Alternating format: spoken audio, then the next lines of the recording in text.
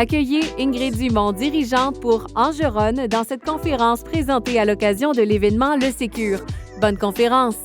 Donc, bonjour à tous. Donc, Ingrid Dumont, et je tenais à remercier toute l'équipe de Québec Numérique qui était venue à Angers et qui m'avait permis de vous découvrir.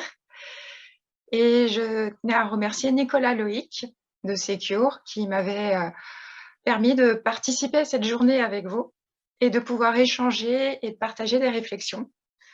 Car pour moi, un numérique responsable est un numérique qui voit la sécurité de manière très globale. Donc, j'aurais aimé être avec vous, mais je suis obligée de rester à Angers et je vous laisse apprécier l'ironie de la situation. J'avais prévu de vous parler santé connectée et c'est un virus qui me bloque en France et pour une fois, le vivant surpasse encore la technologie et 1 an déjà de ralentissement des activités. Donc, voilà, et mon intervention vise en fait à susciter des réflexions dans le cadre de la sécurité des usages et la sécurité des juridiques. Et cela impose aussi des conséquences sur le plan technique. Donc, c'est ce qu'on va voir ensemble. Donc, j'ai choisi d'aborder le secret médical, un secret qui est partagé et qu'il faut protéger. Donc, vous avez conscience aujourd'hui que la menace est mondiale et qu'aujourd'hui, on a de plus en plus de cyberattaques des hôpitaux, que les objets connectés en santé ne sont pas forcément les plus sécures. Et c'est là qu'en fait, il faut pouvoir améliorer les choses et prendre conscience vraiment de ce qu'est la donnée médicale et quelles sont les menaces et les risques pour les personnes. Donc, la donnée médicale, il faut savoir que c'est une donnée qui, quoi qu'il arrive, sera toujours vraie dans le temps. Donc, à partir du moment où quelqu'un accède à cette information, l'information, il pourra l'utiliser de différentes manières pour faire pression sur la personne concernée ou pour la revendre, soit pour faire du business. Donc, c'est vrai que dans la recherche, les laboratoires pharmaceutiques peuvent être intéressés par des données médicales et que des personnes mal intentionnées peuvent constituer des bases de données à forte valeur ajoutée potentielle pour l'industrie.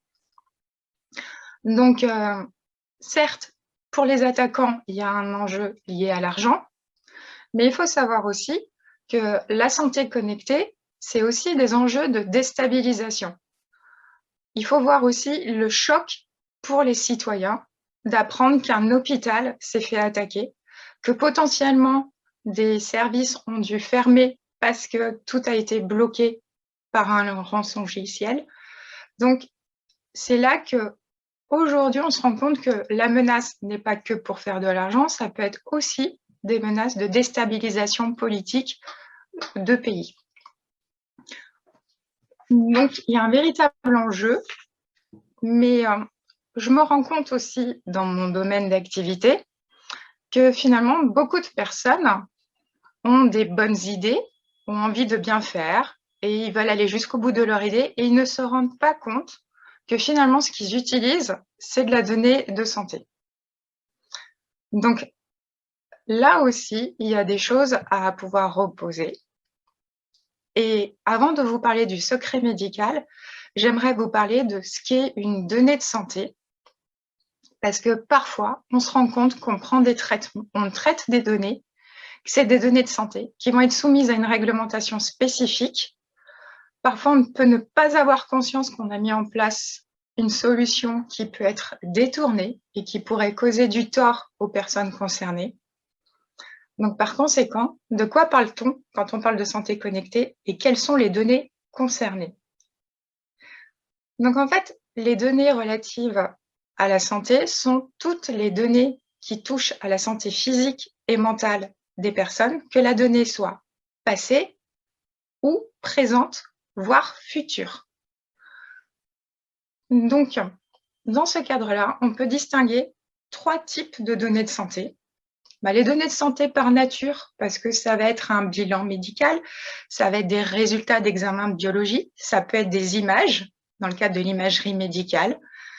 Ça peut être aussi des données obtenues du fait du croisement d'informations, Donc, c'est vrai que si je croise l'information liée au poids de la personne et sa taille, je vais avoir des indications sur son état de santé, puisque je vais pouvoir savoir, par exemple, si elle est obèse, quelles sont les conséquences. Ça veut dire que c'est une personne qui peut être plus fragile et qui peut avoir potentiellement d'autres maladies ou qui peut. Et donc, c'est problématique et ça peut faire l'objet de discrimination pour les personnes. Vous avez aussi les données qui sont des données de santé en raison de leur destination, parce que c'est des données qu'on va utiliser dans le cadre de la santé de la personne. Il faut voir qu'aujourd'hui, de plus en plus, on prend des prises en charge thérapeutiques qui sont très globales. Et finalement, à partir du moment où la donnée rentre dans le cadre d'un parcours de soins d'une personne, cela devient une donnée médicale. Ou si la donnée me permet de tirer des conclusions sur l'état de santé de la personne. Donc, imaginons une commande de repas dans une entreprise. Je vois qu'il y a des régimes alimentaires spécifiques. Et bien, cette commande de plateau repas peut potentiellement, dans certains cas de figure, devenir de la donnée de santé parce que je vais pouvoir avoir une information liée au régime alimentaire et l'état de santé d'une personne, et donc un point de vulnérabilité, parce que tant qu'à faire, dans ce cas, je vais lui mettre l'allergène qui va provoquer une crise, ou je vais pouvoir lui mettre quelque chose parce que je vais pouvoir identifier qu'elle peut avoir un problème cardiaque, puisque c'est un régime alimentaire spécifique aux personnes qui peuvent avoir des problèmes d'ordre cardiologique. Donc maintenant que je vous ai fait présenter ce qu'était une donnée de santé, je vais vous parler du secret médical, parce que là aussi, le secret médical, finalement, on se rend compte que beaucoup de personnes y accèdent, mais est-ce que toutes ces personnes sont censées connaître ces informations? Donc le secret médical, en fait, c'est tout ce qui va être dit, partagé, et tout ce qui va être examen, qui vont permettre aux médecins de pouvoir prendre en charge le patient. Et là aussi, j'insiste, la prise en charge d'un patient aujourd'hui est dans sa globalité. Donc, l'environnement familial fait partie du secret médical. Ensuite, le médecin va échanger des informations avec d'autres médecins. Mais est-ce que pour autant, par exemple, un aide de vie, une personne qui intervient dans la prise en charge du patient a besoin d'avoir accès à toute l'information médicale ou seulement certaines informations? Là aussi, le secret, il est partagé, mais à différentes couches dans l'équipe de soins, tout le monde n'a pas forcément le même accès au niveau d'information. Ensuite, on se rend compte que dans la prise en charge d'un patient, vous avez tous les acteurs de la santé, donc qui soient l'équipe soignante, les médecins, mais vous allez avoir aussi le pharmacien, la mutuelle qui intervient, vous allez avoir le médecin traitant, mais vous pouvez avoir aussi les médecins spécialistes. Vous allez avoir toute l'équipe aussi qui va équiper potentiellement si le patient a besoin d'un matériel spécifique par rapport à son état de santé. Ces personnes rentrent dans le cadre de tout ce qui est protégé dans les relations et les échanges, puisque tous leurs échanges peuvent donner de l'information quant à la personne. Donc finalement, on se rend compte que la couverture et la protection est très vaste et que ça couvre un champ d'acteurs au-delà des professionnels de santé. Après, il ne faut pas oublier que le leader dans la prise en charge, c'est le médecin. Par conséquent, le médecin, il doit s'assurer d'avoir des partenaires de confiance. Et on sait que plus on partage un secret, plus il y a de chances que ça couaque à un moment donné et qu'il y ait une faille de sécurité dans l'information. Donc, il faut savoir que toute la chaîne, tout le cercle est concerné par la protection de ce secret et cette protection d'information. D'où l'intérêt de bien respecter qui a droit d'accéder à quoi. Et donc, c'est là qu'on doit pouvoir un petit peu gérer les accès à l'information et finalement le dossier médical d'une personne n'a pas vocation à être partagé dans l'intégralité avec tous les acteurs. Les acteurs n'ont accédé qu'à certaines parties de l'information et dans ce cas, ne pas leur donner plus d'informations que nécessaire, déjà, ça évitera de les obliger à sécuriser la totalité.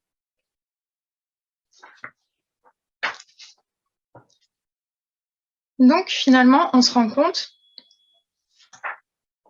que les équipes et les personnes sont très nombreuses autour de ce secret médical qui est partagé, mais on se rend compte que les outils qui sont utilisés pour la prise en charge de la personne, donc aussi bien les outils de communication, peuvent être source de vulnérabilité et de fuite d'informations, mais en même temps, la technologie évolue et il faut avouer qu'aujourd'hui, on a quand même des solutions qui interviennent dans les parcours de soins et notamment dans la prise en charge thérapeutique en santé connectée qui permettent vraiment d'améliorer la qualité de vie des personnes, qui permettent aussi d'accroître la sécurité de la prise en charge de la personne. Et ce serait très regrettable de devoir se priver de ces solutions par manque de sécurisation. Et quand on doit choisir entre la santé de la personne ou la vie privée, c'est vrai que des fois, c'est compliqué. Et moi, je vous dirais, à l'heure actuelle, pourquoi choisir et pourquoi pas travailler et concevoir les solutions plutôt de manière propre et pourquoi pas éduquer l'ensemble des acteurs, pour ça que je vous parle de sécurisation globale de la santé, afin de pouvoir préserver ce secret médical et pouvoir bénéficier que du positif de la technologie. Donc, là aussi, je vous ai parlé d'éducation des acteurs, mais il ne faut pas oublier que dans les sources de vulnérabilité et de fuite d'informations, la personne elle-même, par ses usages et ses mauvaises pratiques, peut en fait partager des informations de santé, mais sans se rendre compte qu'elles peuvent lui être retournées et peuvent lui causer du tort. Donc, je vous passerai les exemples des personnes qui vont se faire des selfies à l'hôpital et qui vont dire « Ah, je sors de salle de réveil et tout va bien ». Oui, ils ne se rendent pas compte que là, d'un seul coup, ils viennent de transmettre une information sur des réseaux sociaux disant que potentiellement, là, elles ne sont pas chez elles, elles sont à l'hôpital. Et de deux, potentiellement, elles ont des soucis de santé. Donc, Facebook peut gentiment leur envoyer de la publicité ciblée pour des services santé ou du matériel médical en fonction de ce qu'elles peuvent avoir mis dans les commentaires ou dans les réactions des camarades. Mais au-delà des démarchages commerciaux, quelles sont les informations qu'une personne malveillante pourrait réutiliser contre elle? Ensuite, et je pense qu'il faut aussi prendre conscience que ces outils qui facilitent le quotidien, qui semblent anodins au départ, peuvent aussi être source de danger pour les personnes. Là, je vous parlerai des applications qu'on peut télécharger, qui semblent ludiques, qui sont très attractives et qui collectent un maximum de données sur les personnes. Donc, c'est vrai que ces applications peuvent faire l'objet de belles bases de données qui peuvent après servir pour la recherche, mais qui peuvent servir pour quelqu'un de malveillant comme étant une base de données de potentiellement des personnes vulnérables et qui pourraient faire l'objet en fait d'un ciblage pour de l'escroquerie ou des tentatives d'action malveillante. Donc, là aussi, attention quand on crée une application qui semble ludique et très sympa, à ne pas et à anticiper en fait les dommages et les préjudices qu'on pourrait causer aux personnes. Donc, si on est à l'origine, il ne faut pas oublier que lorsqu'on est à l'origine d'un préjudice, on est responsable de ses actions. Et donc, si je cause un préjudice à un individu, eh bien là, je devrais en assumer les conséquences et je devrais tenir mes responsabilités et indemniser la personne pour le tort qu'elle aura vécu. Il faut savoir que le détournement d'une information médicale, si il y a eu une fuite d'informations par rapport à la personne, vu que la donnée médicale est toujours vraie, le préjudice, en fait, est jusqu'à la mort de la personne. Potentiellement, ça peut être réutilisé contre elle à tout moment. Donc là, en ce moment, en France, on a un laboratoire qui a été piraté et les données n'étaient pas chiffrées, les données du logiciel du laboratoire, et finalement circulent actuellement des données avec notamment le fait que certaines personnes, donc on a leur nom, leur prénom et le fait qu'elles sont séropositives. Le fait d'avoir été identifié comme étant une personne séropositive, imaginez-vous les conséquences sur la personne. Donc, le secret médical doit rester un secret médical. La donnée de santé peut causer du tort aux personnes et c'est en ça que toutes les réglementations disent que les données de santé sont des données sensibles et ces données sensibles sont soumises à des règles de sécurisation et notamment sur le plan technique spécifique. Et en santé, il faut voir aussi qu'on a ce principe de précaution et que par nature, le concepteur d'une solution ou l'utilisateur d'une solution ou quelqu'un qui va recommander une solution numérique devra en assumer les conséquences parce que s'il n'a pas veillé à s'assurer que la solution qu'il proposait était sécurisée pour la personne concernée, sa responsabilité sera fortement engagée du fait de la particularité des données traitées. Donc, j'insiste sur ce point parce que les juges ne seront pas du tout cléments et même si on distingue les droits anglo-saxons et le droit européen ou en droit européen, sur le marché européen, les citoyens européens seront toujours vus, comme c'est des états de droit, comme étant toutes clauses, en fait, même les clauses qu'aurait signées le patient, seront réputées non écrites dans la mesure où la personne étant une personne vulnérable, si on lui cause du tort, il faudra en assumer les conséquences. On ne pourra pas dire « elle a signé, elle savait à quoi elle s'engageait, elle comprenait les risques ». Non, j'ai causé du tort, j'en assume les conséquences. On est dans des états où la réglementation, en fait, protège le plus faible contre le plus fort.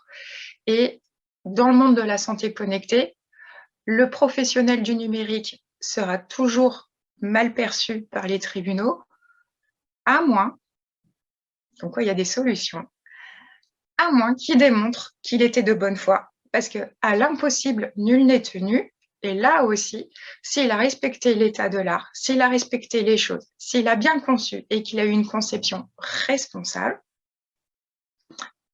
eh bien là, on va dire qu'il pourra avoir sa responsabilité réduite. Mais il devra quand même assumer les conséquences de ce qu'il a mis en place. Par conséquent, quand je vous parle d'éducation dans le monde de la santé connectée et de la protection de cette donnée médicale et du secret médical, l'éducation ne concerne pas que le patient et que l'utilisateur final. L'éducation, puisque la sécurité est l'affaire de tous, il faut éduquer aux risques et aux enjeux de la santé connectée, aussi bien les concepteurs de solutions que les professionnels de la santé, parce que il faut savoir que le professionnel de la santé s'engage aussi par rapport à son métier et potentiellement, s'il y a eu divulgation du secret médical et que dans ce cas, il ne l'a pas garanti et qu'il y a eu un échec sur la préservation de ce secret, il devra en assumer les conséquences et potentiellement, il pourrait se voir interdire, avoir une suspension d'exercice de l'activité de médecin, en ce qui concerne les médecins. Mais il faut savoir que les ordres professionnels n'hésitent plus maintenant à sanctionner les violations du secret médical.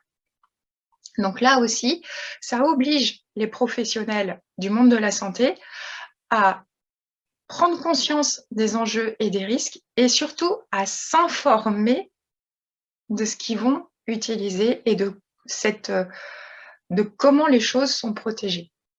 Là encore, en fait, on va avoir une difficulté pour sensibiliser ces professionnels de santé. Et parce que pour eux, c'est pas forcément leur centre d'intérêt. Cependant, il faut qu'ils voient que là aussi, ils pourront se faciliter la prise en charge de leurs patients dans la mesure où, justement, ils pourront avoir des outils qui sont efficaces, pertinents, pas trop de données, juste ce qui est nécessaire pour pouvoir prendre sa décision de médecin. Et là aussi, où ils pourront travailler avec une équipe qui soit globale. Parce que aujourd'hui, le personnel technique est trop souvent pas associé à la prise en charge et donc finalement assez éloigné des usages qu'on va faire de leurs solutions, ce qui fait qu'on perd en efficacité dans l'ergonomie des propositions. Donc, un médecin qui est sensibilisé au monde de la technologie et à ce qui est possible et aux risques sera aussi un meilleur il pourra faire de meilleures recommandations en fait sur la conception des solutions et il pourra vraiment apporter une plus-value dans la conception et dans les cahiers des charges, notamment sur les spécifications fonctionnelles et par conséquent sur les conséquences techniques et ce que ça indique et ce que ça impose en matière de sécurisation. Ensuite, il faut éduquer les professionnels du numérique à quelles sont les conséquences de leurs solutions, notamment pour leurs utilisateurs professionnels de santé, mais vis-à-vis des patients. Aujourd'hui, on a tendance à dire que la sécurité dès la conception, c'est de la sécurité technique. Eh bien, pourquoi restreindre? La réglementation ne dit pas que la sécurité ne doit être que technique. La sécurité, elle doit être globale. Donc, afin de préserver la sécurité juridique du concepteur, il est important qu'il puisse travailler en fait sur cette sécurisation globale dès la conception et que dans ce cas, il anticipe aussi quelles sont les données dont il a besoin et quels seraient les risques en cas de détournement et par conséquent, quelles recommandations d'usage va-t-il faire auprès des différents acteurs et utilisateurs de sa solution. Et là aussi, il pourra faire un petit peu les mises en garde particulières pour que l'utilisateur use en conscience les solutions. Et là, vous faites le lien avec le RGPD, où finalement, la réglementation européenne, dans son évolution, en fait, a imposé la transparence dans le cadre des traitements de données. Et cette transparence, en fait, nous permet juste d'améliorer les solutions et de pouvoir faire des usages en conscience. Est-ce que finalement, par rapport aux fonctionnalités que me propose ce produit, est-ce que ça vaut le coup, vu les risques, de l'utiliser? Donc certains vous diront oui, pas de souci, mais d'autres vous diront je préfère ne pas l'utiliser parce que j'ai des choses que je préfère qu'on ne sache pas. Imaginons, à titre d'illustration, les applications sportives où on peut suivre notre performance. Et tant qu'à faire, non seulement ma performance, je vais l'envoyer les résultats à un coach sportif, et là, il va pouvoir me faire des recommandations. En soi, c'est des échanges entre un coach sportif et un individu. En soi, ça ne semble pas du tout être du secret médical. Cependant, en fonction des trackers et des données qu'a demandé le coach sportif pour pouvoir accompagner son client, eh bien, on va pouvoir déterminer si la personne, si c'est un sportif de haut niveau, c'est vrai que les données ne vont pas être vraiment préjudiciables. Maintenant, imaginons que c'est quelqu'un qui est âgé et qui, en fait, a demandé à un coach sportif de l'accompagner parce qu'il doit perdre du poids, parce qu'il a certaines pathologies et qu'il faut réduire l'impact de ces pathologies.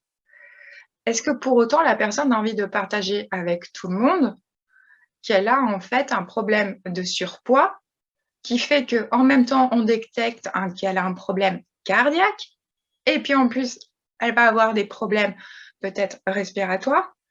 Tout ce cumul d'informations sur les vulnérabilités de la personne, imaginons qu'elle envisage de faire un prêt. Est-ce que la banque et l'assurance de la banque la suivraient vraiment sur son prêt s'ils avaient l'information de son état de santé, puisqu'ils vont se dire: «Tiens, elle a des problèmes cardiaques du fait de son surpoids» et bon, OK, la personne se prend en main et veut faire évoluer les choses. Mais est-ce que ça veut dire pour autant que la personne ne sera pas en capacité d'honorer son prêt et de le rembourser et non. Et pourtant, ils vont estimer que c'est une personne à risque. Donc cette même application qui semble anodine au départ, bah, finalement, elle n'est pas tant que ça et elle peut causer du tort en privant l'accès à certains services la personne concernée. Donc là, en fait, on se rend compte que l'éducation des concepteurs sur les conséquences liées à leur solution est importante. Donc, l'éducation des utilisateurs.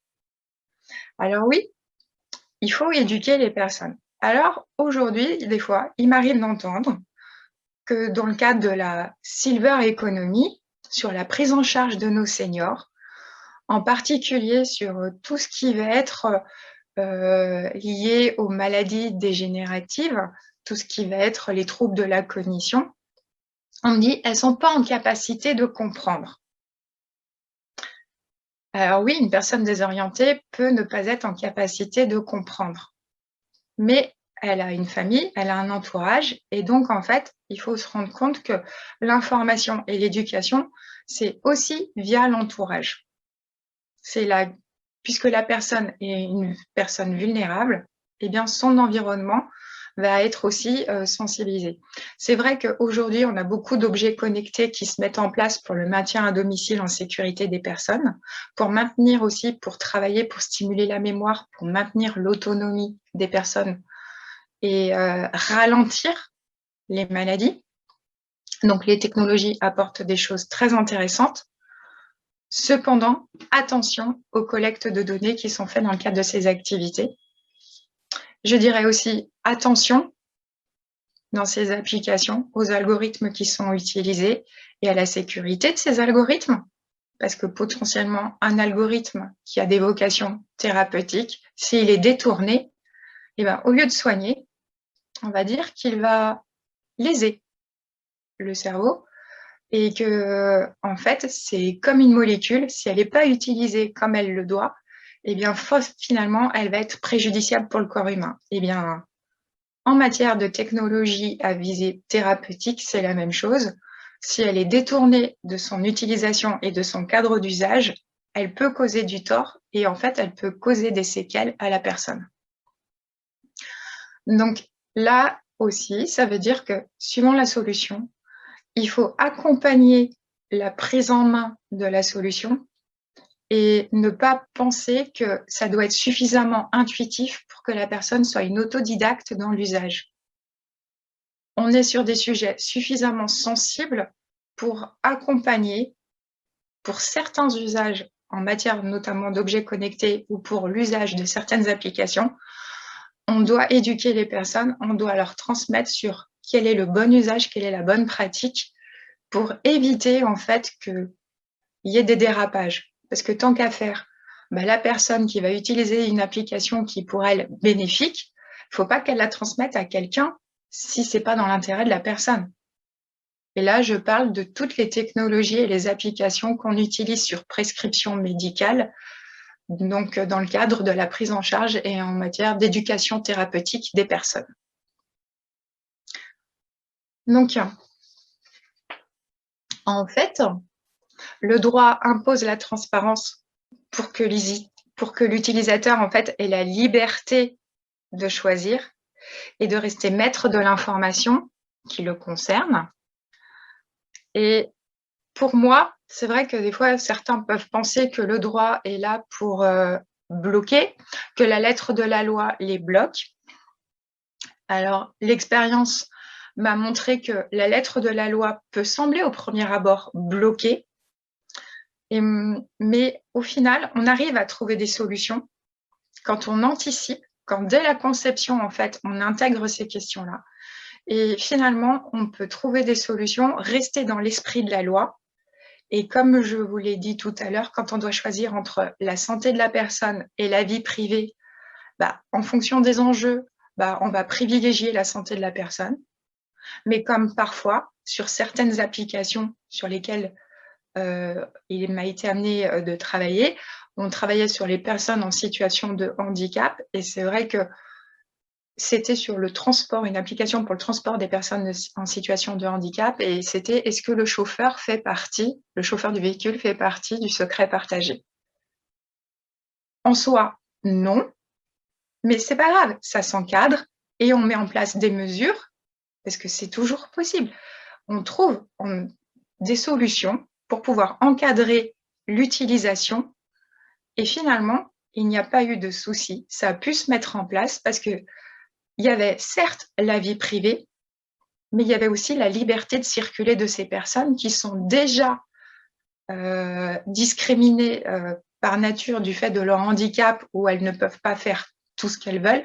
Est-ce que pour autant, ça veut dire qu'on ne doit pas leur permettre d'avoir une vie sociale et d'aller dans des lieux culturels ou à rencontrer des amis? Est-ce qu'elles sont obligées de rester cloîtrées dans leur institution ou à leur domicile? Non. Donc, on trouve des solutions. Donc, quand la lettre de la loi semble vous bloquer, dites-vous que l'esprit de la loi peut vous libérer, et que dans ce cas, quelles sont les mesures à mettre en place pour libérer l'usage et permettre le développement de la solution. Donc là, on travaillera sur cette transparence, sur la bonne foi du concepteur, quelles sont les mesures de sécurisation, et si le risque résiduel est minime, mais vous pourrez développer et commercialiser votre solution sans difficulté.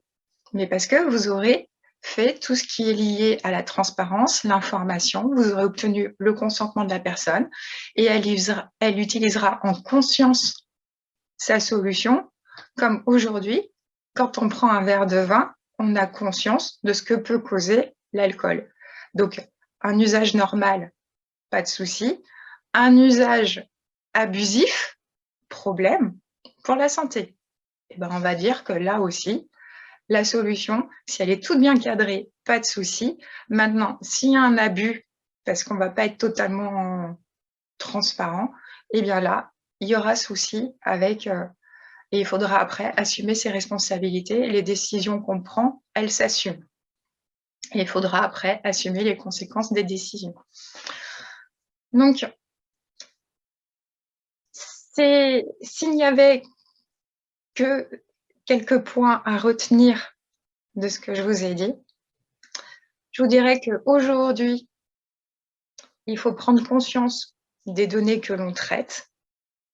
Et finalement, est-ce que je traite de données de santé ou pas? Parce que finalement, la notion est beaucoup plus vaste que l'échange d'informations entre le médecin et son patient. Est-ce qu'on fait partie des personnes qui ont le droit d'en connaître? Donc, cette donnée, je l'ai collectée, je la traite, mais est-ce que j'ai le droit? Donc, là, ça ne veut pas dire que je ne pourrais pas le faire, mais ça voudra dire qu'il faudra mettre des choses en place pour pouvoir le faire, telles que le consentement de la personne, et quelles sont les mesures de sécurité que je mettrai en place pour préserver la protection de la personne. Pour les professionnels de santé, est-ce que cette solution que j'ai choisie pour mon patient protège mon patient, mais me protège aussi? Parce que si je fais des recommandations et que je prescris des solutions thérapeutiques numériques, et que ces solutions ne garantissent pas la sécurité de l'information, je crée une vulnérabilité pour mon patient, et donc potentiellement aussi, je viole le secret médical, et donc par conséquent, il faudra que l'on assume les conséquences, et je vais me retrouver avec potentiellement une interdiction d'exercer mon activité à titre de sanction. Les patients, les utilisateurs et les familles, eh bien, là aussi, il faut les sensibiliser. Et est-ce que toutes les informations qui sont collectées par la solution sont utiles pour le service rendu? attention à la minimisation de la collecte. On n'en fait pas plus pour au cas où ça serve un jour ou pour d'autres usages. Vous pouvez collecter plus que pour le service rendu, mais dans ce cas, il faut l'accord des personnes. On ne fait pas n'importe quoi avec les données. Et pour les concepteurs, il faut qu'ils tiennent compte de l'ensemble. Il ne faut pas qu'ils foncent tête baissée sur leur idée, parce qu'il est vrai que parfois les concepteurs de solutions vont être focus sur l'idée et qu'ils oublient d'avoir une vision globale et notamment, ils oublient de prendre en compte les conséquences du détournement de l'information ou de comment l'information peut être détournée. Parce qu'à partir du moment où ils prennent conscience et qu'ils intègrent ça dans leurs conditions d'utilisation ou dans leur conception, en fait, il faut qu'ils puissent pouvoir en parler parce que ça pourra, toutes les mesures qu'ils prendront pour prévenir le détournement potentiel, en fait, servira à les protéger et démontrer leur bonne foi de concepteurs, parce qu'il faudra qu'ils prouvent qu'ils ont cherché à protéger au mieux les données concernant la personne. Donc, on lève la tête un petit peu, on sort de l'idée, et puis il faut bien se dire que ce qu'on a créé, d'autres peuvent l'utiliser différemment que ce que nous, on a prévu.